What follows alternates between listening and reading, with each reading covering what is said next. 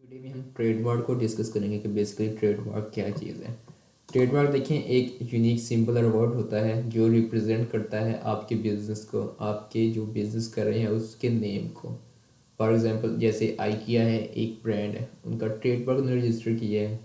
It means कि वो name कोई और पर्सन या कोई और कंपनी यूज़ नहीं कर सकता जब आप उस स्पेसिफिक नेम को ट्रेडमार्क कर सकते हैं।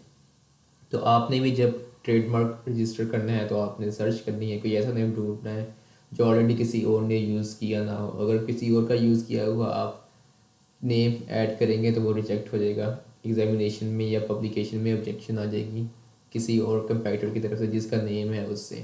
तो ये किसी फेमस जो ब्रांड्स हैं उनसे रिजेंबल भी नहीं करना चाहिए, मिलना भी नहीं चाहिए। ये इमेज भी हो सकता है, मीन्स के लोगों की शेप में आप दे सकते हैं या वर्ड की फॉर्म में आप दे सकते हैं। दो मेथड होते हैं, आप पे डिपेंड करता है कि आप किस तरह देना चाह रहे हैं। इस जब आपके पास ट्रेडमार्क आ जाता है तो उसके बाद आप ब्रांड रजिस्ट्री के लिए अप्लाई कर सकते हैं। और जब आप देखिए ट्रेडमार्क का एक प्रोसेस है जो कि काफ़ी मंथ्स लग जाते हैं। यूएस में स्पेशली काफ़ी टाइम लगता है रजिस्टर होने में, आपको 6 मंथ से ज़्यादा टाइम लग जाता होता है, इवन 1 ईयर तक भी लग जाता था कुछ सिनेरियो में। तो अब आप पेंडिंग पे एप्लीकेशन पे भी ब्रांड रजिस्ट्री दे सकते हैं। अमेज़ॉन आपको पेंडिंग एप्लीकेशन पे दे देता है। आपने जब एप्लीकेशन सबमिट कर ली है तो आपको एप्लीकेशन नंबर मिल जाता है। तो एप्लीकेशन सबमिट करने के आफ्टर 2 और 3 डेज आप ब्रांड रजिस्ट्री के लिए अप्लाई करेंगे एप्लीकेशन नंबर के साथ। तो अमेज़ॉन जो होगा आपको ब्रांड रजिस्ट्री की एक्सेस दे देगा, आपके ब्रांड जो है वो रजिस्टर हो जाएगा और आप ब्रांड रजिस्ट्री के सारे बेनिफिट्स यूज़ कर सकेंगे। ट्रेडमार्क का एक प्रोसेस है। सबसे पहले आप एप्लीकेशन सबमिट करते हैं, उसके बाद जो उस स्पेसिफिक अटॉर्नी है या स्पेसिफिक जो ऑर्गेनाइजेशन है जिस कंट्री में आप सबमिट करते हैं वो इसको एग्जामिन करते हैं कि इसमें कोई ऑब्जेक्शन ना हो, कोई ऑलरेडी यूज़ किया हुआ नेम ना किया हो।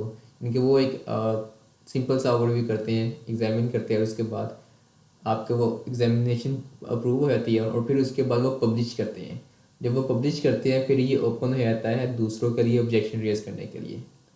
जो थर्ड पार्टी है, फॉर एग्जांपल आपने एडिडास, आप एक ब्रांड है, आपने उससे मिलता जुलता लिख दिया, आपने ADD स्पेलिंग में मिस्टेक कर दी, उसके स्पेलिंग में डबल डी ऐड करके अब नेम तो वही बन रहा है लेकिन पहले एडिडास रजिस्टर था सिंगल डी के साथ, आपने डबल डी कर दिया। तो हो सकता है कि एग्जामिनेशन में ये अप्रूव हो जाए, लेकिन जब पब्लिकेशन में जाएगी तो जो बड़े ब्रांड्स हैं वो ऑब्जेक्शन रेज कर देंगे कि ये नेम उनसे रिजेंबल करता है या उनकी एक जो प्रोडक्ट लाइन है उससे रिजेंबल कर रहा है। वो ऑब्जेक्शन रेज कर देंगे। फिर जो आप वो केस भी कर सकते हैं आपके ऊपर लीगल, फिर आप कोर्ट में भी जा सकता है इशू। तो इसलिए बेस्ट यही है कि आप देखें, एक तो यूनिक होना चाहिए, किसी और ने पहले यूज़ किया ना हो, और ये भी देखना कि किसी फेमस ब्रांड से मिलता जुलता भी ना हो। आप ये ना कि उससे मिलता जुलता कर दें तो वो ऑब्जेक्शन रेज हो सकती है उनकी तरफ से। तो ये एक प्रोसेस है, उसके बाद फिर ये रजिस्टर हो जाता है। अच्छा, कुछ लोग इधर मिसअंडरस्टूड करते हैं इस चीज़ को कि वो कंपनी रजिस्टर कर देते हैं। फॉर एग्जांपल यूएस में उन्होंने LLC रजिस्टर कर दी है, लेकिन कंपनी रजिस्टर करने से आपका ट्रेडमार्क रजिस्टर नहीं होता। आपको ट्रेडमार्क सेपरेटली रजिस्टर करवाना पड़ता है। कंपनी एक डिफरेंट सिनेरियो है, वो डिफरेंट चीज़ है। हाँ, आप सेम नेम रजिस्टर करवा सकते हैं कंपनी में भी और सेम नेम आप रजिस्टर करवा सकते हैं ट्रेडमार्क में भी। या आप पे डिपेंड करता है कि कंपनी आपकी डिफरेंट नेम की है और ब्रांड जो है आपने बनाना है, जो ट्रेडमार्क रजिस्टर करवाना है वो डिफरेंट नेम का है। मोस्टली जो बड़ी ब्रांड्स होते हैं वो क्या करते हैं, बैक एंड पे उसकी पेरेंट कंपनी एक होती है, आगे फर्दर उन्होंने ट्रेडमार्क रजिस्टर करवाए होते हैं। हर जो प्रोडक्ट की स्पेसिफिक लाइन है उसके लिए डिफरेंट उन्होंने ब्रांड यूज़ किया होता है, ऐसे कर रहे होते हैं। तो आप सेम भी कर सकते हैं, सेम कंपनी नेम रख सकते हैं, सेम ही उसी नेम का ट्रेडमार्क रजिस्टर करवा सकते हैं और उसके बाद उसी को आप एज ब्रांड रजिस्ट्री में ब्रांड के लिए यूज़ कर सकते हैं।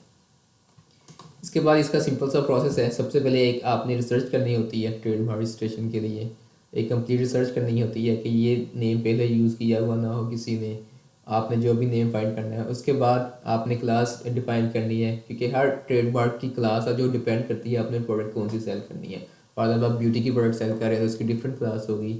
आप होम की एंड किचन की प्रोडक्ट सेल कर रहे हैं या आप पेट सप्लाईज सेल कर रहे हैं या ऑफिस सप्लाईज आप सेल कर रहे हैं, तो हर प्रोडक्ट की डिफरेंट क्लास होती है। आपको वो क्लास डिफाइन करनी पड़ेगी और क्लासेस के लिहाज से फिर इसकी ट्रेडमार्क की फ़ी होती है। 1 क्लास की डिफरेंट फ़ी होती है, 2 क्लास की फ़ीस ज़्यादा हो जाएगी, 3 क्लास की फ़ीस उससे ज़्यादा हो जाएगी। तो क्लासेस के बेस पे आपकी ट्रेडमार्क की फ़ी डिपेंड करती है।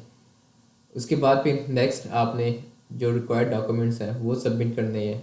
जब आपने क्लास सेलेक्ट कर ली है उसके बाद रिक्वायर्ड डॉक्यूमेंट्स में आपके वो प्रोडक्ट के पूछ सकता है कि आपकी जो करंटली प्रोडक्ट है उनके ऊपर ये नेम यूज़ किया हो, आप इमेजेस ऐड कर सकते हैं या कोई और डॉक्यूमेंट पूछ सकता है जो भी आप जिस ऑर्गेनाइजेशन में कर रहे हैं, क्योंकि हर कंट्री का डिफरेंट आपकी ऑर्गेनाइजेशन होगी जो सबमिट करेगी। यूएस में फॉर एग्जाम्पल यूएसपीटीओ है, यूके में आईपीओ है, तो इस तरह डिफरेंट ऑर्गेनाइजेशन होगी जहाँ पे आप सबमिट करेंगे। हर कंट्री की होगी, आप गूगल पे जाकर सर्च कर लें जिस कंट्री में आपने करना है। इनके ट्रेडमार्क ऑर्गेनाइजेशन या ऑफिशियल वेबसाइट पर ट्रेडमार्क इन यूएस या यूके, ऑस्ट्रेलिया, जिस कंट्री में भी आपने करनी है, तो आगे फिर उनकी सारी डिटेल्स आ जाती हैं। उसके बाद आप एप्लीकेशन सबमिट करते हैं और उसके बाद स्पेसिफिक फ़ी होती है, जैसे बताया एक रजिस्ट्रेशन फ़ी हो सकती है, फिर क्लास की फ़ी हो सकती है। तो जो भी फर्दर फीस होगी वो भी उनकी वेबसाइट पे डिफाइन होगी और हर कंट्री की डिफरेंट फ़ी है। तो आप उनकी वेबसाइट पर जाके देख सकते हैं, सारी इन्फॉर्मेशन उधर अवेलेबल होगी। उसके बाद आपकी एप्लीकेशन सबमिट हो जाएगी। अच्छा, इसमें ये आप प्रोसेस खुद भी कर सकते हैं, आपको पहले सीखना पड़ेगा। हर कंट्री में थोड़ा बहुत डिफरेंस होता है प्रोसेस का, या आप किसी एजेंट को हायर कर सकते हैं जो आपके बिहाफ पे आपका ट्रेडमार्क रजिस्टर करेगा। हम यही रिकमेंड करेंगे कि आप किसी को हायर कर लें अगर आपको नहीं आइडिया, तो बजाय इसके कि आप सबमिट करें और रिजेक्ट हो जाए और आपको बाद में दोबारा फ़ी देनी पड़ जाए, तो आप फर्स्ट टाइम ही किसी एक्सपर्ट को हायर कर लें ताकि आपका रिजेक्ट ना हो और आप दोबारा फ़ीस से भी बच जाएँ और एक ही फीस में आपका काम हो जाए। और वैसे भी जो यूएस का है उसमें अगर आप यूएस के रेजिडेंट नहीं हैं, आप सिटीज़न नहीं हैं, तो आप उसको कंसिडर खुद सबमिट कर ही नहीं सकते। आपको कोई भी अटॉर्नी हायर करना पड़ेगा। हाँ, अगर आप उसके लोकल हैं उस कंट्री के किसी स्टेट के, तो फिर आप खुद कर सकते हैं। अभी हम एक देख लेते हैं कि वेबसाइट के थ्रू के सर्च कैसे करनी है, बाकी चीज़ें क्या इन्फॉर्मेशन होगी। आप फॉर एग्जांपल जैसे हम यूएसपीटीओ की वेबसाइट है, इधर ये वेबसाइट है, इधर देखिए ट्रेडमार्क का एक डिफरेंट सेक्शन बना है जिसमें ट्रेडमार्क बेसिक्स और ट्रेडमार्क की इन्फॉर्मेशन सारी अवेलेबल है। उसकी फ़ी कितनी है, प्रोसेस कितना है और बाकी डिटेल इन्फॉर्मेशन सारी। आप किसी भी कंट्री के जाएंगे ना वेबसाइट के ऊपर, ऑफिशियल वेबसाइट पर, उधर सारी इन्फॉर्मेशन अवेलेबल होती है और उन्होंने गाइड किया होता है प्रॉपर हर लिहाज से। और उन्हीं की वेबसाइट के ऊपर आप सर्च कर सकते हैं ट्रेडमार्क के जो डाटाबेस है उनके ऊपर कि आपने जो नेम यूज़ किया है वो कहीं पे ऑलरेडी यूज़ है कि नहीं यूज़। फॉर एग्जांपल हम अब यूएसपीटीओ के देख रहे हैं, तो अब ये फॉर एग्जांपल ये वाला सिनेरियो हायरिंग है यूएस लाइसेंस अटॉर्नी, अब देखिए उन्होंने ये भी इधर मेंशन किया हुआ है। If you are a foreign domicile trademark application citizen of party try the appeal board, you must be represented or used by an attorney who is licensed to practice in United States। कि आपको attorney चाहिए अगर आप foreign domiciled हैं, लेकिन अगर आप local हैं उधर के तो फिर आपको ये नहीं चाहिए। तो ये उन्होंने खुद ये चीज़ भी मेंशन की है। बाकी trademark basics, trademark FAQs, process overview और ये सारी चीज़ें भी मेंशन है। इस तरह इधर ट्रेडमार्क की जो फ़ी है वो भी मेंशन है, आप इधर करेंगे तो सारी डिटेल्स इधर मेंशन है। ऐसे ही एप्लीकेशन प्रोसेस है आगे वो भी मेंशनड है। तो हर वेबसाइट के ऊपर, हर कंट्री की ऑफिशियल वेबसाइट के ऊपर सारी इन्फॉर्मेशन अवेलेबल होती है। आपने जस्ट जाके उनकी वेबसाइट को एक्सप्लोर करना है, सारी इन्फॉर्मेशन आपको मिल जाएगी। प्रोसेस ऐसे ही होता है ऑलमोस्ट सेम। अब जैसे फॉर एग्जांपल सर्च का प्रोसेस है, हम इधर इस पर सर्च पे क्लिक करते हैं, ट्रेडमार्क सर्च सिस्टम आ जाता है। इधर आपने नेम यूज़ करना जो आपने फाइंड किया। फॉर एग्जांपल हमने आई किया है, हमने नेम डिसाइड किया, अब मैंने सर्च किया आई किया। अब आई के देखिए, आई किया लाइव है और रजिस्टर्ड है। इसमें 3-4 टाइप हो सकती हैं। एक ये है कि लाइव है, लाइव मीन्स कि वो करंटली एक्टिव है, और रजिस्टर्ड है। डेड है एक, मीन्स कि वो ख़त्म हो गया है, उन्होंने फ़ी पे नहीं की या किसी और वजह से वो अबेंडन हो गया है। कैंसिल मीन्स कि उन्होंने खुद कैंसिल कर दिया, एप्लीकेशन कैंसिल कर दी है, किसी और ने ऑब्जेक्शन रेज कर दी थी या उन्होंने खुद किसी वजह से भी एप्लीकेशन कैंसिल कर दी है। सारी डिफरेंट स्टेटस होती है। फिर पेंडिंग में होता है कि अभी इन प्रोसेस है, यानी कि एग्जामिनेशन में होगा या पब्लिकेशन में होगा तो लाइव नहीं होगा।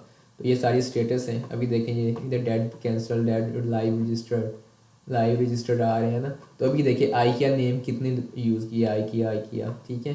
तो ये डिफरेंट लोगों के साथ रजिस्टर्ड है, नेम यूज़ है, वाटरमार्क यूज़ है, वाटरमार्क में रजिस्टर्ड है, तो ये यूज़ है। तो आप नहीं यूज़ कर सकते, आपको आइडिया भी अच्छा, ये नेम इधर सारा अवेलेबल, आप कोई और नाम ढूंढ लें। फॉर एग्जाम्पल मैं इधर अल्फ़ा लिखता हूँ नेम, हम ये देखते हैं कि क्या ये अवेलेबल है कि नहीं। अभी देखिए अल्फ़ा अल्फ़ा अल्फ़ा अल्फ़ा, एक दफ़ा 3 दफ़ा अल्फ़ा है, 2 टाइम अल्फ़ा है, तो ये देखिए ये भी अवेलेबल नहीं है, सिंगल भी अल्फ़ा रजिस्टर्ड है। तो आपने इधर से आके फाइंड करना है। ये हर कंट्री की वेबसाइट में ये अवेलेबल होता है सर्च सिस्टम। आपने जस्ट उस कंट्री की वेबसाइट जानी है और देखना है कि ट्रेडमार्क डेटाबेस कहाँ पे है। हम ये यूएस के लिए देख रहे हैं।